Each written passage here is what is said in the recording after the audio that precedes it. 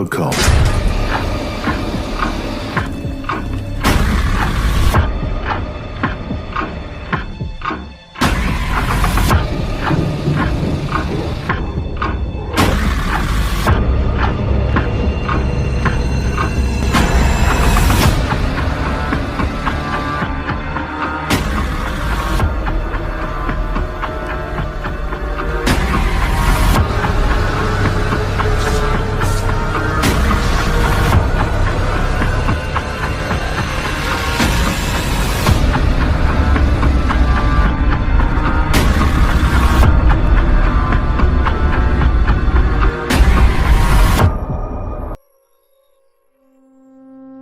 Perkenalkan, nama saya Dian. Saya mau menceritakan salah satu pengalaman paling seram sepanjang hidup saya. Dan ini adalah pengalaman pertama saya melihat yang namanya makhluk halus. Kejadiannya sekitar beberapa tahun yang lalu, kalau tidak salah di bulan September. Untuk tanggal saya lupa. Yang jelas waktu itu bulan purnama. Jadi jalanan benar-benar terasa banget terangnya, walaupun tanpa penerangan. Rumah saya di Mojokerto dan lebih mirip-mirip pedesaan gitu, karena daerah sekitarnya masih banyak sekali ditumbuhi pohon-pohonan yang sangat rindang sekali.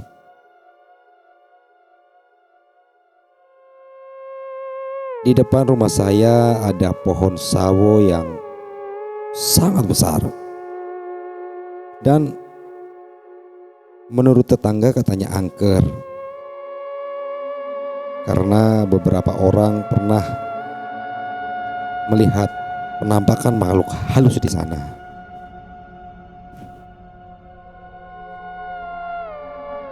Tapi saya merasa biasa-biasa saja,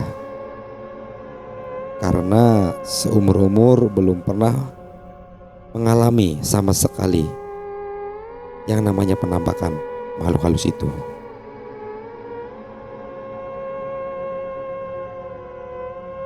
Selain itu, di sini lampu-lampu jalan belum terlalu banyak seperti di kota-kota besar. Malahan di komplek tempat tinggal saya belum tercover sama sekali.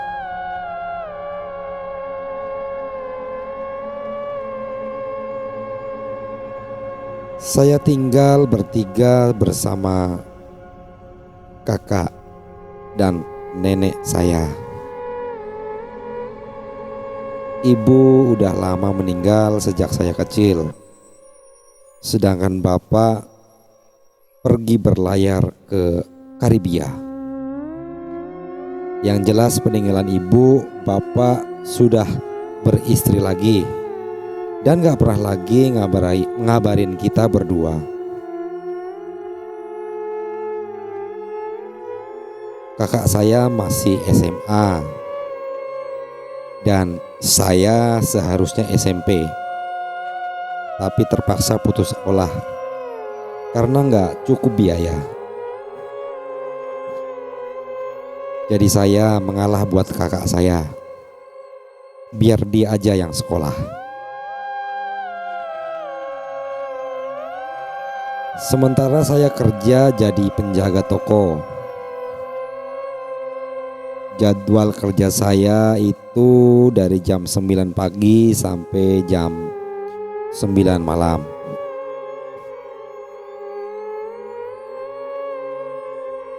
Hasil dari kerja lumayanlah buat makan dan bantu-bantu kakak dan nenek.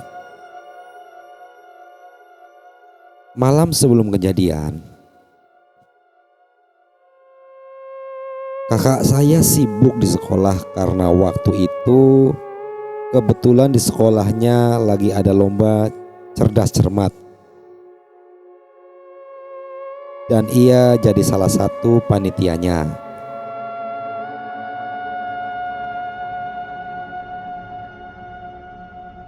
Selama sekitar 4 hari berturut-turut dia pulangnya larut sekali, bahkan lewat tengah malam. Kunci rumah ada 3, saya pegang 1, kakak pegang 1, dan nenek pegang 1.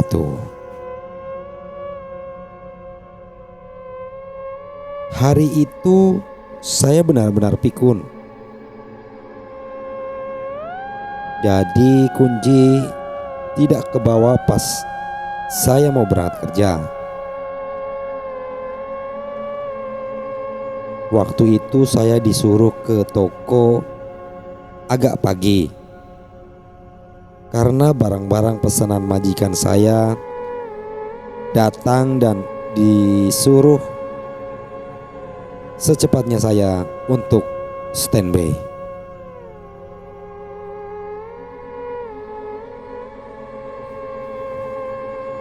Seharian kerja bikin saya nggak ngeh sama sekali kalau saya lupa bawa kunci.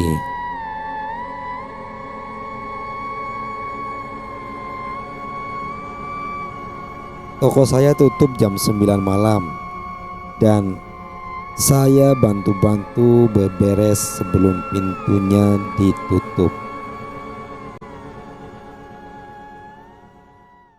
Setelah toko tutup, saya cepat-cepat kembali sekalian beli nasi buat makan malam saya, nenek, dan kakak saya.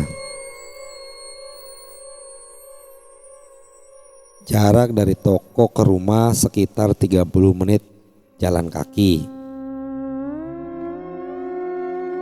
Malam itu benar-benar terang sekali karena bulan sedang purnama.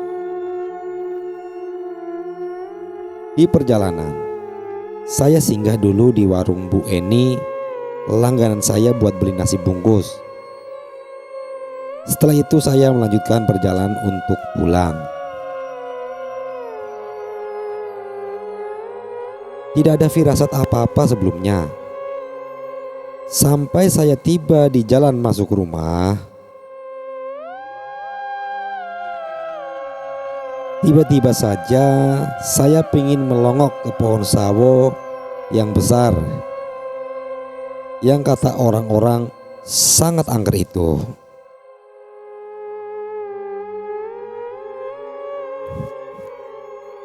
Astagfirullah, benar-benar kaget saya. Sebab di atas ada cewek berpakaian putih berambut hitam panjang sedang tersenyum sinis melihat saya. Apalagi kalau bukan kuntilanak. Badan saya benar-benar kaku, seperti tidak punya tenaga untuk berteriak, apalagi lari. Saya gak berani melihat ke atas untuk waktu yang lama. Akhirnya saya nunduk dan berjalan pelan-pelan masuk rumah.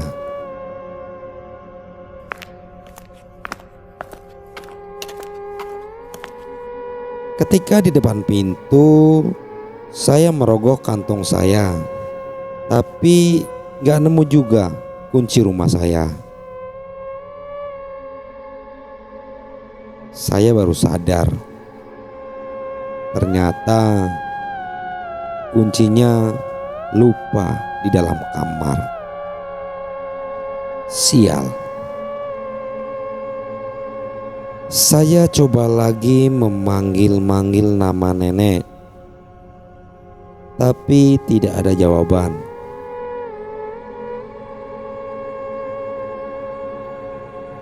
Terus kulihat lagi ke pohon besar itu. Si Kunti sudah gak ada.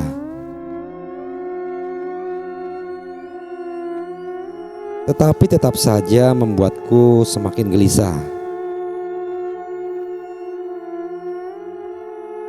Malam itu terang sekali, tapi hawanya berasa sangat dingin. Aku benar-benar merasa ketakutan setelah melihat penampakan tadi.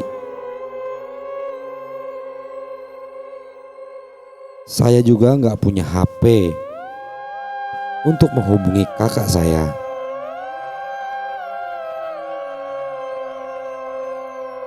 Saya cuma bisa duduk-duduk di depan pintu sambil nunduk dan baca-baca doa karena masih ketakutan.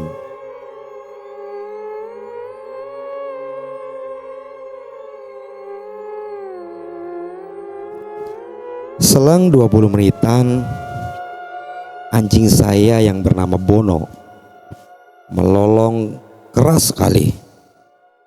Nggak seperti biasanya itu. Dan suasana itu membuat saya bertambah ketakutan lagi. Saya sudah nggak bisa ngomong apa-apa lagi. Cuma bisa tutup mata sama berdoa dalam hati. Semakin lama lolongan anjing semakin keras dan bikin saya makin ketakutan. Mungkin karena merasa ada yang gak beres di sekitar saya. Puncaknya, saya merasa ada hembusan angin kencang sekali datang dari arah kiri saya dan bikin bulu kuduk saya berdiri semua. Saya merasa ada yang sedang memperhatikan saya di samping saya. Akhirnya saya putusin untuk terus berdoa dalam hati sambil tetap menutup mata. Sekitar 10 menitan, anjing saya pun berhenti melolong. Suasana menjadi sangat sepi sekali.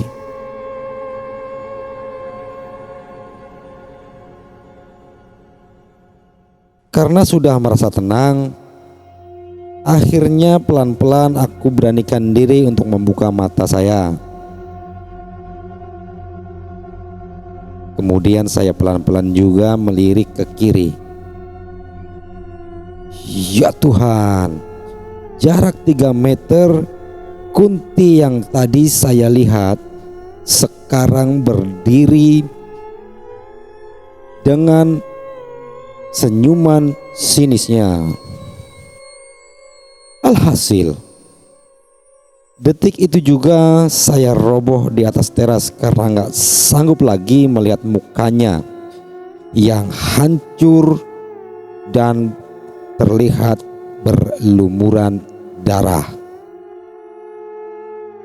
Besoknya, waktu matahari sudah terbit, saya tersadar, tapi masih dalam posisi tiduran di atas dipan dengan selimut dan bantal.